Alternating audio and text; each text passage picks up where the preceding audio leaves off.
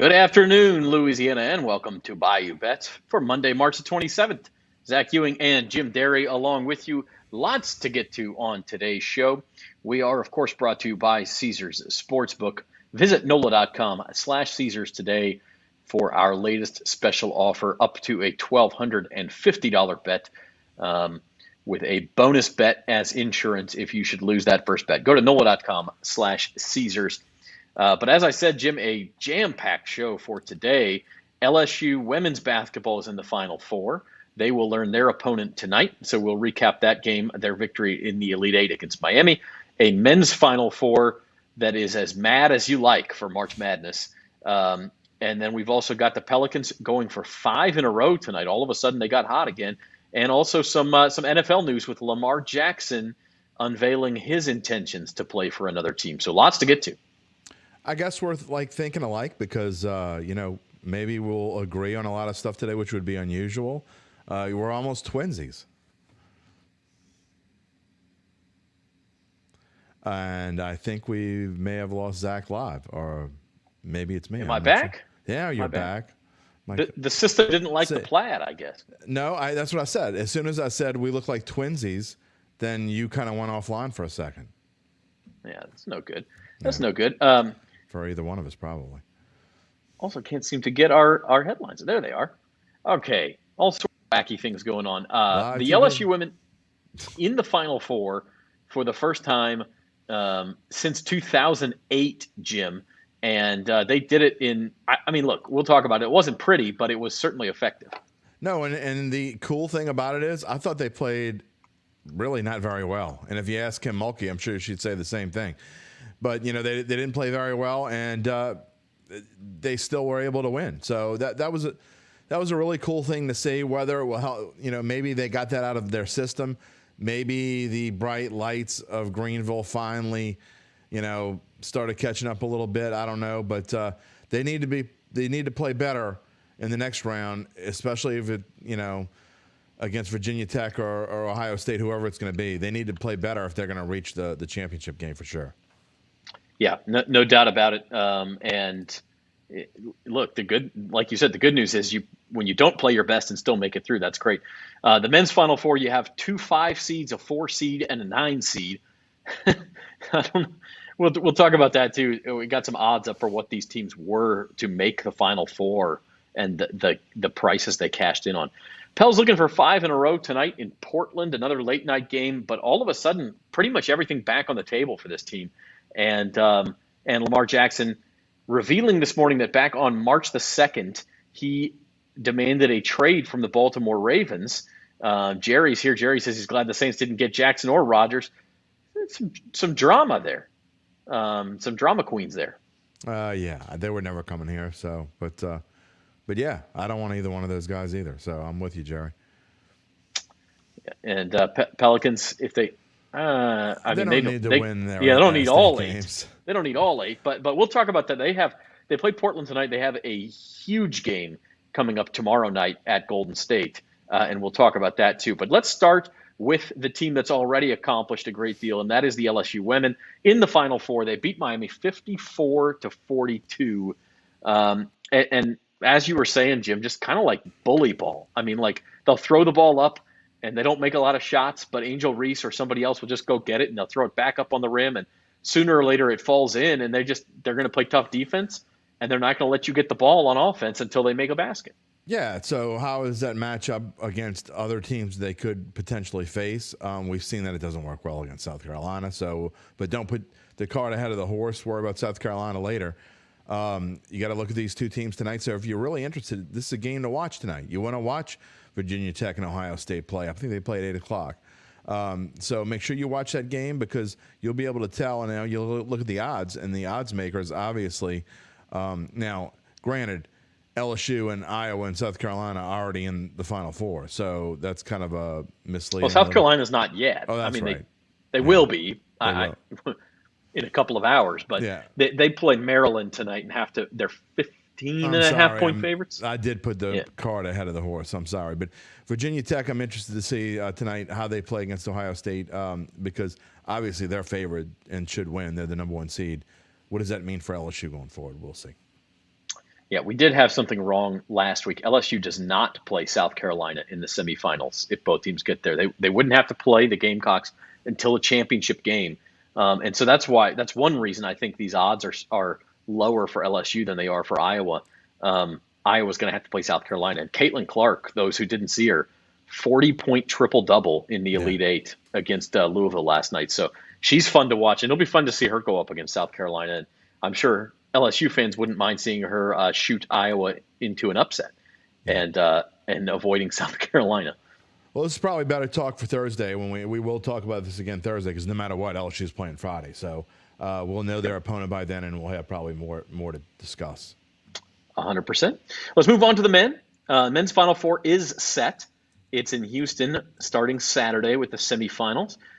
It's crazy, Jim. I was thinking a year ago we were at the Superdome for the Final Four, and it was Duke, North Carolina, Kansas, and Villanova. Like just about as blue blood of a Final Four as you could possibly get, maybe minus Kentucky or UCLA. And instead, this year we get San Diego State, Florida Atlantic, Miami, and then the one team that you could consider kind of a blue blood in UConn. I mean, it's what everyone who doesn't care about their bracket, if your bracket got blown up in week one and you knew you had no chance, then this is exactly what you were looking for because everybody else has got blown up too. Look, 37 people, I think they said, I saw a tweet, 37 out of 2 million. 37 people out of 2 million brackets filled out on ESPN had their Final Four correct, and I want to know what they're smoking. Because if you pick this Final Four, you obviously were smoking something or were trying to be as funny, or you pick teams out of a barrel and you got completely lucky. Because I really think that if you put 16 teams in 4 different hats, that you could probably have just as much luck picking this Final Four as any other one. So yeah, you see the odds here that these teams cashed in on. UConn was the only one even close to a favorite. They were plus 375. They were like, you could get them in the 15 to 20 to 1 range to win the national title. San Diego State and Miami were both like 50 to 1 to win the national title. Florida Atlantic was 300 to 1, and they've already cashed 27 to 1 to win that East region. So quite a tournament already. Beyond that, Zach, before the tournament, I think early in the season or preseason, either preseason or early in the season, Florida Atlantic was 2,500 to 1 to win the national championship. And I think they were like something like 1,000 to 1 to make the Final Four. So there was actually a bet somewhere. Someone made that bet, and someone won some money. Yeah, there was also somebody bet them $400, a Caesars customer in Illinois, at the 4,000 to 1 to win the national title, stands to win, or I think it was 2,000 to 1, stands to win $800,000. So pretty fantastic. So San Diego State, 2-point favorite over FAU in the first semifinal. UConn 5.5 over Miami. Any early leans on these games, Jim? I mean, I've been saying for 2 weeks now, ever since that first round, the only thing that I've gotten right, and I know most people haven't gotten a lot right, and I haven't either. So I'm not going to make it sound like, hey, I'm Nostradamus here, because I haven't been very right either. But I will say this from the beginning. My good friend Scott Molaire, how you doing, buddy? I will say this from the beginning, that after that first game and I saw UConn play, I'm like, to me, they could be the best team in the tournament. And I've thought that since, 10 days now, and I still think that. I think they're going to be really hard to beat. I know Miami has done some things against teams that they probably shouldn't beat, and, the great comeback yesterday, and, we were talking in pre-production. You're right. I think if San Diego State gets the right set of officials, they're able to play a physical game. They can make something happen. But I love San Diego State -2 in that game. I think they're going to beat up on FAU. That is not a good matchup for Florida Atlantic. I understand that they've been riding the hot train. But usually when you get to the Final Four, the cream, whatever cream's left, begins to rise. We saw it last year, and as much as you hated Kansas, they were the best team going into the Final Four. I don't think we would have all, even you would have agreed with that, I think. So, and I think more often than not, the best team in the Final Four wins. Not always, but more often than not.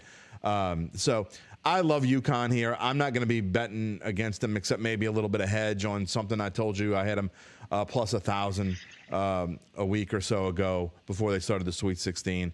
So I may put a little hedges down. But as far as betting goes, I just, if you want to put a flyer out on San Diego State, that is, to me, is the only other team that you could bet on for the national championship. I had a stat for you last week on Rick Barnes in Tennessee, and that came out to be right, that you don't bet on Rick Barnes in the tournament very often if you want to make money. And FAU took advantage of that. I got another stat for you, and it's the one reason that I would be worried about UConn, and that is that they are 1-5 in games decided by 6 points or fewer this year.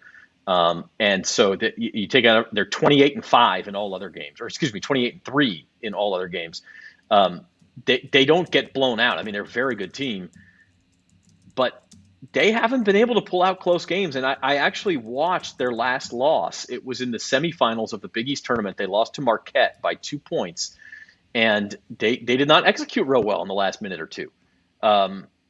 So I worry, and I kind of like Miami with the points here, and I start to wonder if a Miami money line bet is not at least a possibility here. I've bet against Miami in all 4 rounds. I've gotten beat all 4 times.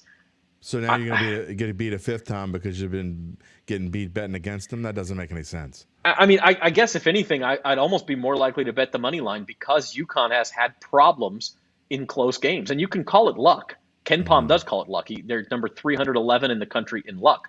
But after a full season's worth of evidence, it starts to become some teams can execute down the stretch and some teams can't.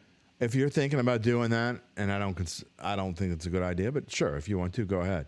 I think you might be better off put a little something on Miami and San Diego State to win the national championship. Florida Atlantic, and play this tape back if you want. Florida Atlantic is not going to win the national championship. I know it's been a crazy year. All these crazy things are happening. Florida Atlantic is not going to win the national championship. Okay, so I would think that you'd be better served to take whatever money you're going to bet on the money line of Miami and put something on Miami and San Diego State to win the national championship. That, to me, would be a better value because I think you have a better chance of winning one of those because if Miami does what you say they're going to do, I think there's an overwhelming chance. I know it's only -2. To me, that's the best bet of the entire weekend at San Diego State -2. I think that San Diego State and Miami odds to win the national championship at +400 or better. I think that's what you should look at if you want to do that. I don't disagree with you. I mean, you talk about Florida Atlantic. Anything can happen, by the way. A lot of these Cinderella Final Four runs throughout history, and Jerry's right, and it's been borne out this weekend. And the only way picked one of those 37 brackets, by the way, is if you were Biff Tannen and you went back and stole Gray's Sports Almanac from Marty McFly. That's your only chance. Yeah, and we have not found the little fist topper of Biff's cane, so we don't think that's the case. But look, like most of these Cinderella runs, think of them over the years. George Mason, I think at LSU, heck, they made it as an 11 seed. Wichita State, they kind of fizzle once they get to the Final Four. The only exception to that was Butler. One year they actually Villanova. Villanova won, and then Butler came within a half-court heave of beating UConn, I believe, in the Final Four one year. And so it can happen. That Butler team also had NBA talent. They had Gordon Hayward on that team. FAU, not sure they have that level of talent. They're a very good team, though. And I actually do kind of like their matchup against San Diego State. They move the ball real well. That's how you beat a tough defense like that. And like we talked about last week, the right reffing crew can make a big difference to San Diego State. So keep an eye on those refs and see what happens. I just don't think that it's not Danny Hurley. What's the other Hurley that's coaching for UConn? I'm having a brain cramp. It is Danny, isn't it? Okay, I get it. I get the two mixed up. Yeah. Okay, so Bobby coaches Arizona State. Right. Yeah. So Danny Hurley, to me, and from this coaching blue blood, is a lot different. And another reason why I like San Diego State and Brian Dutcher. I mean, I think that the coaching, and I'm not taking anything away from. Look, Jim Larinaga has been here before. I get that. In Florida Atlantic, I don't even know what that coach has had a great run. But to me, coaching really matters, and you give these teams a week to prepare. And these lights aren't going to be too big for UConn or San Diego State, I don't think, for that matter. You wonder a little bit about Florida Atlantic for sure. And look, Jim Larinaga, they look like, to me, they won the national championship yesterday. It was a great comeback. But you look how teams react, and I think the team, that if you watch Danny Hurley on CBS yesterday at halftime, it's like he expected to be there. And it was the only Final Four team that I got right. I mean, it's a miracle that I got any of them right probably. But I just like the way they've coached and the way they've handled business. And it's all about business this time of year. And to me, that plays a huge role in this. And that's why another reason why I like UConn here. Yeah, so the Huskies minus 125, odds-on favorites to win and the men's. And I really men's. like Creighton. I mean, that would have been something that two big East teams could have been in there. They got jobbed yesterday. That's a whole different story. I don't necessarily want to spend a lot of time because I know we have more things to talk about, and we're already 16 minutes in the show. But, I mean, Creighton absolutely just got jobbed with the way that they were officiating that game. And, Jay Wright said it best during the show afterwards. You could talk about whether it's a foul and it should be called, and we talk about this. But when you officiate a game, they weren't calling that. I mean, and to me, I don't think it affected the shot nearly as much as people are making it out to be. Because if you look, he didn't really get jerked until after the shot was released. So in the grand scheme of things, yes, it's a foul. So if you want to go by that, then yeah, it should be called. But I don't think it affected his shot. I really don't. I don't think he got kind of pulled until after the ball was out of his hand. So, but anyway, I just don't think you call that there. And if I'm the Creighton coach, I'm letting him know, you got to live with that. I want you to go back and watch that. You got to live with that. He probably doesn't care, but that's what I would be saying. You got to live with that. And to Doug McDermott's credit, the Creighton coach, he was above board the whole time. Yes, didn't complain about it. Said, look, it is what it is. The foul was a foul because it was called, and we have to live with that. And honestly, right. I thought Creighton came back in the last 2 minutes of that game by pressing. San Diego State was not dealing well with it, and then Creighton tied up the game, and they took the press off. And I didn't understand that. You keep pressing, you might get a turnover. And have your own chance to win that game. So I didn't understand that either. Well, coaches who haven't been in this spot either, they can easily, I mean, it shows. You can easily crack as well. It's easy. We can sit here and debate things all day long, and officials too. So anyone can. I mean, we can debate whatever we want. They're all human. And overall, I think, the only thing that bothers me about the officials so far, I think for the most part, they've done a decent job. What bothers me is the inconsistency, and you and I have talked about it. One game you'll see them, they're like playing football out there, and there's only, 7 fouls called by halftime. And in another game, it may be less physical, and there are 50 fouls called in a game. It's absurd. I mean, they have to find I know every crew is different, but you have got to find a way to be more consistent because they are anything but consistent right now, and that's got to change. I mean, there's only 3 games left, but you got to figure it out. That was a mini rant. Jim's going to have his full rant at the end of the show. Not on that. No, not on that. But that was a mini. That was just a preview. So a couple of other things to get to on the show. And we want to talk about the Pelicans. They play at 9:00 tonight. Look at that, 11-point favorites on the road. Pelicans are 13-24 on the road. They had a huge win Friday night against the LA Clippers to start this road trip. You figure they can win this game tonight as 11-point favorites, and that would set up an absolutely enormous game at Golden State tomorrow. It'd be the second half of a back-to-back. Golden State's unbelievable at home. They're like 29-8 at home or something. So it's not going to be easy. But if the Pelicans could sweep this back-to-back, you look at the standings, Jim, all of a sudden they could not only make the play-in and have a good chance, they could get that 6th seed and avoid the play-in. Yeah, I don't know how you can bet this at all because – frankly, would any of us be surprised if the Pelicans won by 30 or lose? And the answer is no to either one. No. I mean, you can't bet this. It's just non-bettable. I mean, the Blazers are pretty much tanking now. They don't care. So that definitely goes in the Pels' favor. But you're right. If they win in this game tonight like they should, that game against the Warriors is super huge. There are 2 games to me, well, 3 games really. 3 games on the schedule that are bigger than the other ones. This is the biggest one tomorrow, or is it tomorrow or Wednesday? Tomorrow. It's a back-to-back for the Pels, so that is going to be tough. Okay, so that's the biggest one, and then right behind it, I'd call it 1B, is playing the Clippers at home next week. Because even if you lose against the Warriors, who I think are on a trajectory to move their way on up, I think they're going to be higher than the 6th seed when they're done. They're going to move past the Clippers. Playing the Clippers next week at home is, to me, almost as big because if you can get past them too, if you can win 2 out of the next 3, between the Blazers, the Warriors, and the Nuggets. If you can find a way to win 2 out of those 3 and then come home, which I think they can do, they can get themselves in the top 6. So, and then it's going to come down to that Clippers game. And then the last one, which is number 3, obviously that season ender against the Timberwolves could mean a whole lot. We'll see what it means when we get there. But to me, that's shaping up to be really big. And the Pels historically haven't necessarily played great against Minnesota. No, and I think you mentioned all 3 of those games could swing the tiebreaker. Here's your standings right now. And the Clippers are just above the Warriors, by the way. I think they're a game ahead of the Warriors. So they have a little bit of separation, but not much. Pels Warriors tomorrow night is for the tiebreaker. So if the Pelicans win tonight and win tomorrow, they would not only pass the Warriors in the standings, but they would have the tiebreaker on them. So you're looking at the 6th seed. We mentioned the Timberwolves to end the season. That game will decide the tiebreaker. Those teams are 1-1. They do not own the tiebreaker over the Lakers, so need to root against the Lakers. And then I'll tell you what, the team down there at 11, the Dallas Mavericks, Jim, like, what happened to Luka and the Mavericks? They could miss out completely here. There are something like 3-8 or 3-9 when Luka and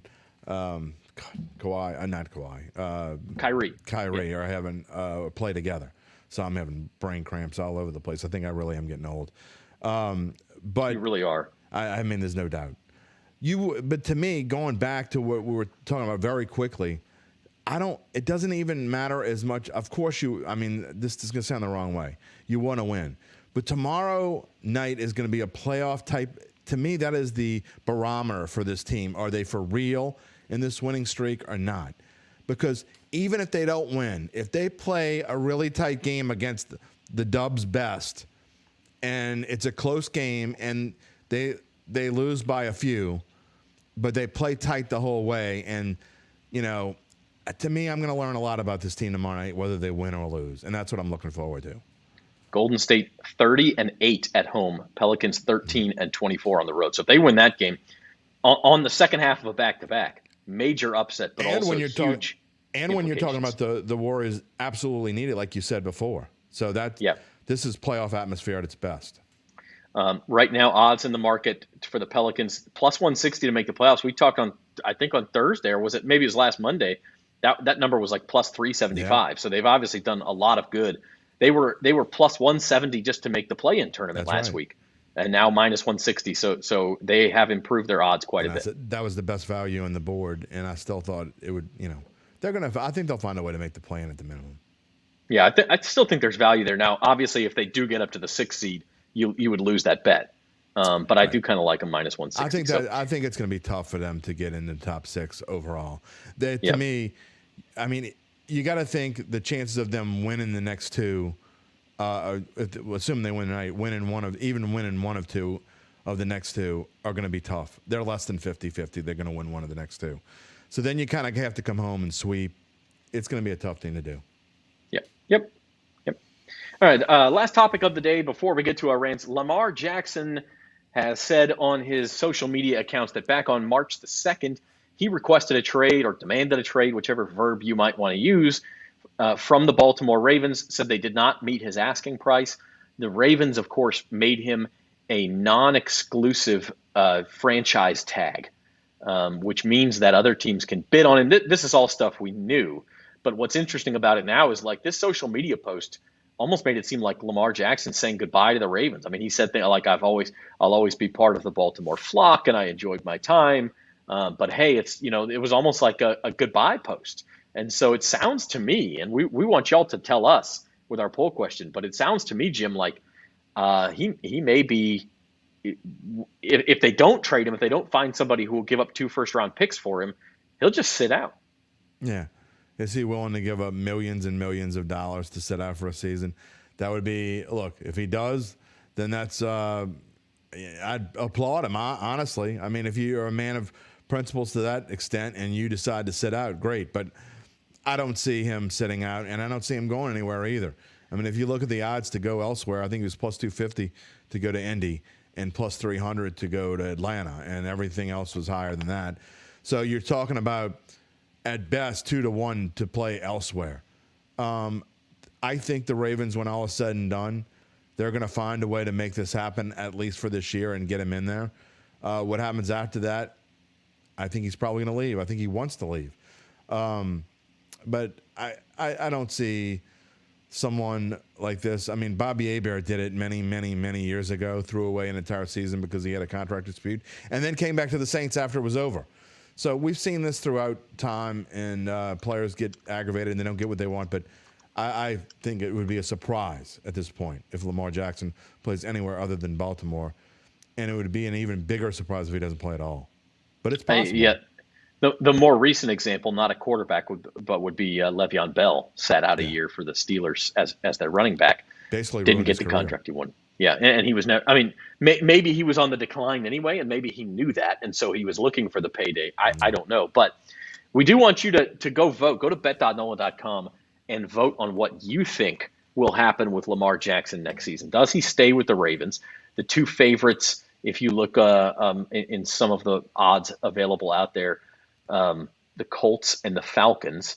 Does he go somewhere else? There's a bunch of other possibilities. Washington Commanders, New England Patriots. Lots of places could use Lamar Jackson. Buccaneers. Yeah, Tampa Bay. Or the fifth option, does he simply not play? Will he not accept the franchise tag, which I believe is $32 million for a quarterback next year? And so obviously he would be underpaid at that amount compared to what his peers are getting. I mean, the guy's a former MVP. Derek Carr and Kirk Cousins are getting $40 million a year or close to it. So Lamar Jackson would be taking 32. But at the same time, it's $32 million. I would do a lot of stuff for $32 million. Yeah, $32 million. I probably wouldn't be on the show next Thursday. Someone would give me $32 million. I mean, I would be on whatever show you told me to be on for $32 million. Maybe. I might still come on more. But I'd be doing a happy dance on air. That's right. So we want you to tell us now. We mentioned the Falcons as being one of the possibilities, and you can go vote for Lamar to the Falcons on bet.nola.com. Not that that's what you want, but what you think is going to happen. Right. And we'll show the results on Thursday's Bayou Bets. But my question for you, Jim, is should Saints fans be okay with Lamar Jackson in Atlanta? I mean, I think he would help them probably win next year. Maybe he shifts the balance of power. But if they give up 2 first-round picks for the guy and a bunch of their salary cap money, does that make them better long-term? Yes, but take that with a grain of salt. I mean, of course it makes them better because they're atrocious at quarterback right now, and they need help there. I mean, but they need help in a lot of other places, to your point. But yes, I mean, I don't know that it would make them the favorite to win the NFC South, but because I still think the Saints would be better overall. The Saints have had trouble with Lamar Jackson in the past, so that's definitely been true. I think it would be an interesting scenario. I don't think the Falcons become Super Bowl contenders or anything like that, but it certainly makes them better, and it certainly makes their win total move up from 7.5. Yeah, I think you'd see the Falcons up to 8.5, and maybe the Saints tick down to 9 because they're playing Atlanta twice. I don't know that the Saints number would tick down, although it is on the cusp right now. It's already a -130 for the under, so I could see it ticking down a win if that happened. But what's interesting with these win totals, which Caesars published this week, and you can go to NOLA.com/Caesars, sign up for Caesars Sportsbook, and place your win total bets, all sorts of other NFL and NFL draft futures available too. But what's interesting about this is the Falcons actually slightly juiced to the over. It's -115 to bet over, where the Panthers are -110 each side.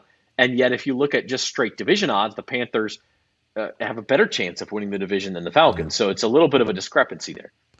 I've said it before. I'll say it again. To me, the best value in this division right now is Carolina.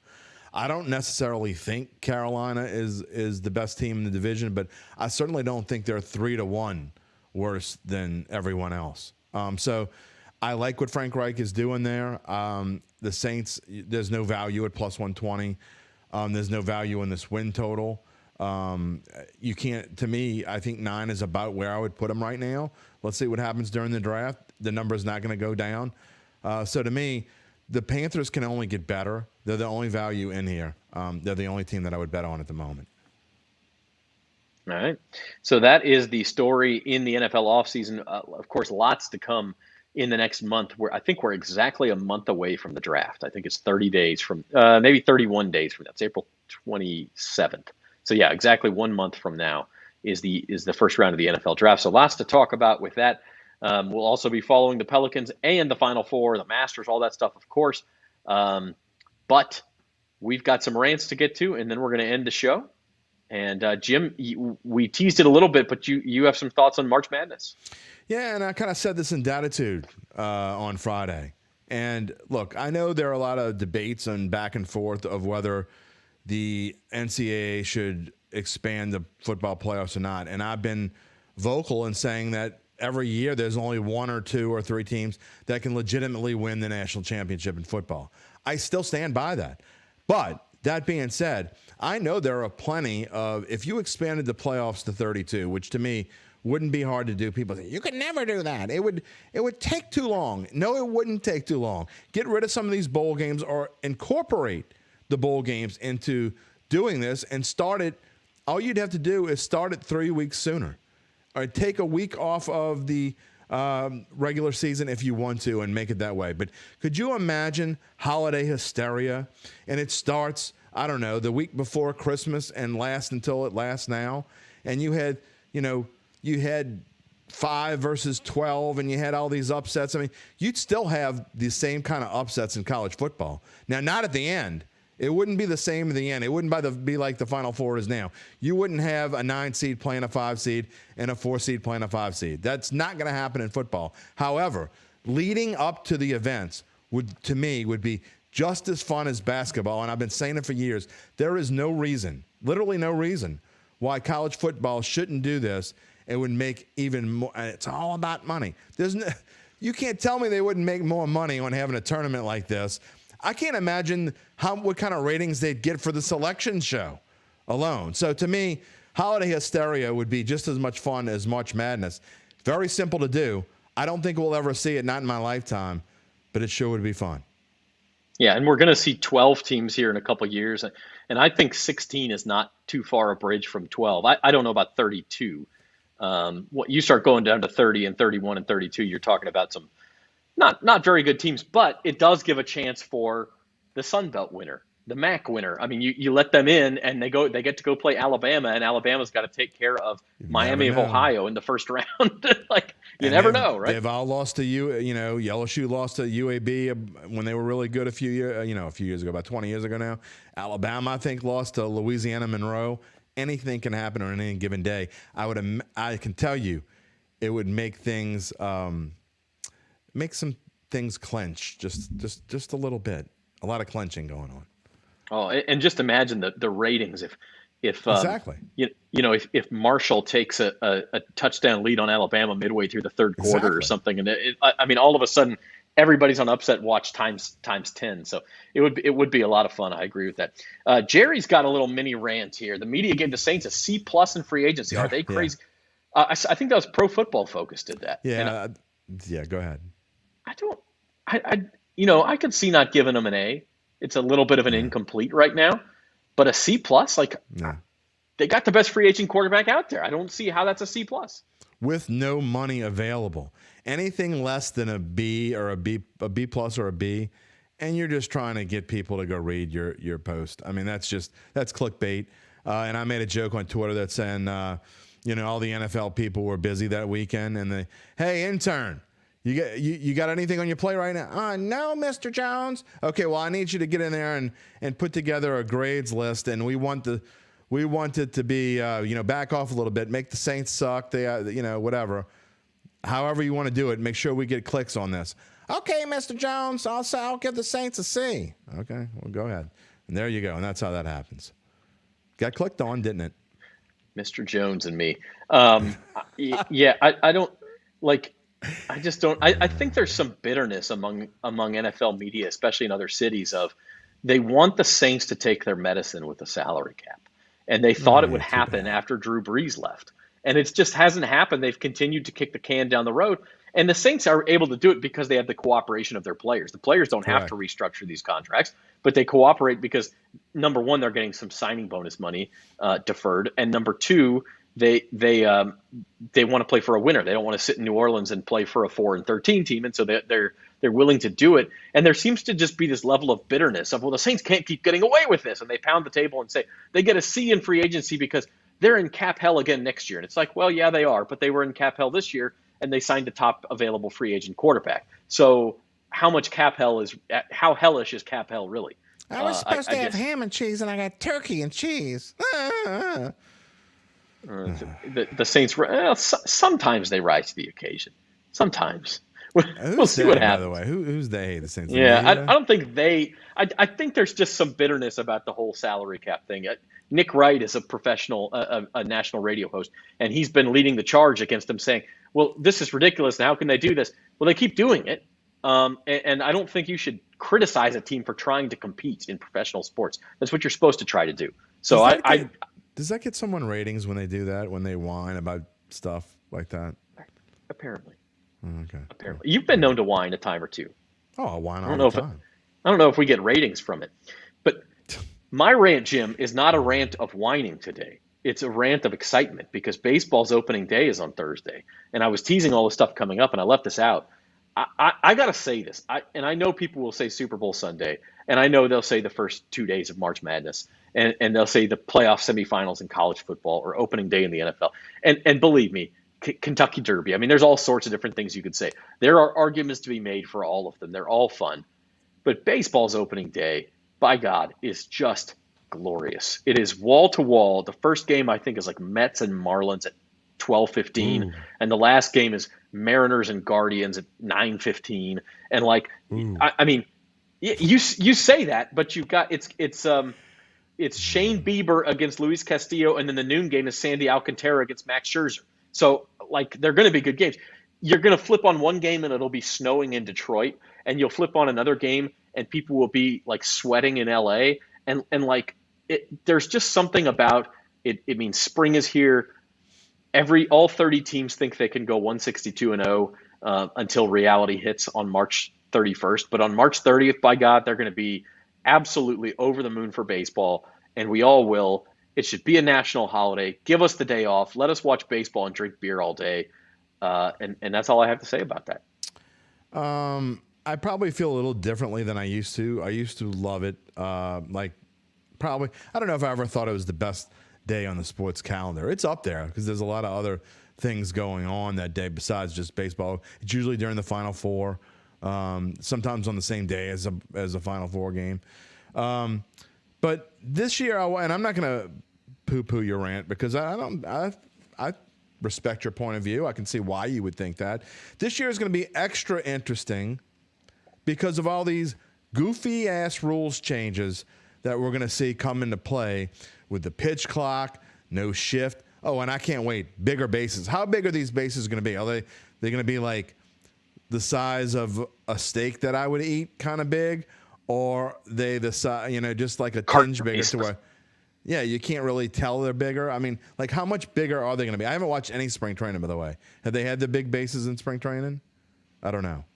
I've missed it. Anyway, I'm looking forward to all that. Yeah, and honestly, on TV, you can't really notice a difference. Okay, well, I'm looking to see not just how much bigger the bases are, but what they actually do. Supposedly, it's going to make stealing bases more prevalent. I don't think it's going to do any of that. And we were talking about in pre-production about how Max Scherzer's already trying to skirt the system. I mean, he's going to, there's a new rule where you can only step out once per pitch, I guess. Not per bat, per pitch, right? So he's going to if somebody steps out, he's going to sit per there. at bat, I think. Oh, per at bat, okay. Well, whatever it is, he's going to stand there and let the pitch clock run out before he pitches when someone stands. I mean, come on. We're going to see all this kind of crap, and he's going to make a mockery. So I'm not a fan of a lot of these new rules. You and I have talked about that, but I guess I am interested to see if they have any impact on day one, and especially going forward. So I will be watching on an opening day, but it's certainly not, in my opinion, the greatest day on the sports calendar. Mine is a tie. I am a big fan of that second weekend of NFL playoffs, the Saturday and the Sunday combined. That's my favorite 2 days, kind of combined into a 24-hour stretch there, or 30-hour stretch. That's my favorite time of any sports moment, I guess you should say. Yeah, fantastic. Also, but Thursday during the show, we're all going to be wearing our jerseys, so we'll be in the mood, in the spirit. Okay. Yeah, you got to wear your All Cubs right. jersey. Okay. Zoe, I think will be. She's a White Sox fan, I think. So we're Yeah, going to she have both sides of unfortunately. Chicago. Let's have Spencer on in his Cardinal stuff. I'll be in my Mariners gear. Are you more likely to vote on to bet on a Max Scherzer, Cy Young, or a Corey Seager? You know, one of the guys they say he hit into the shift the most last year of anybody for MVP. Would that change your thinking in the betting world at all? Not at all. And I mean, Corey Seager is not going to be MVP, and Max Scherzer is 38 years old, and I can't I bet think on he's a older guy. than that. I can't bet on a guy who has two different eye colors. It just freaks me the hell out. He looks like this Australian Shepherd I used to have. He's too old to bet on. He's not going to make it through a season. We all know this, which is why I would never draft him in fantasy baseball, especially not as high as he's going. So no, none of these rules changes are going to affect what I might or might not bet. I want to see how. I mean, a lot of times you put these rules in, and people make a big noise about them, and then they have like little to no effect. So I think that's a possibility here. I don't think they're going to have that big of an effect. I think they were just things to talk about in the offseason. And I mean, you have to enforce it with the shift, but I'm not sure. Remember when they tried to put the pitch clock in before, and basically everyone ignored it? I mean, is that going to happen again? I don't know. We'll see. And I don't know if Zach is frozen up or not. He seems to be. But that is going to be the end of our show anyway. So I guess I get the chance to wrap it up here. And we thank you for joining us. We'll be back on Thursday with more to talk about. We'll be talking about the LSU women, obviously, and we'll probably have more football things to talk about. Who knows what will come up. Again, all wearing our favorite baseball jerseys. I was just told this. So I guess that's what we're going to do. We will see you on Thursday. Thanks again for joining us. Have a great week, everybody.